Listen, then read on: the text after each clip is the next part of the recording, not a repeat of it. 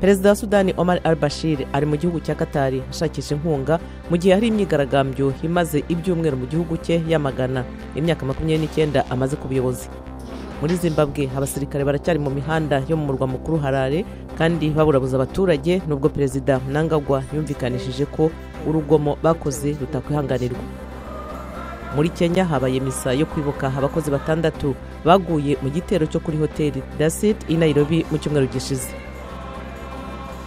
Tukiri muri Kenya abashakashatsi b'ikigo mpuzamahanga cy'ubuhinzi n'ubworozi baragira abaturage inama y'uko bavugurura uburyo bahinga bita ku bidukikije. Naho mu Faransa impunzi y'umunyamali Kekuta Dembele aritegura kuzahatana mu irushanwa ryo mu rwego rwo hejuru mu bijyanye no kwita ku matungo.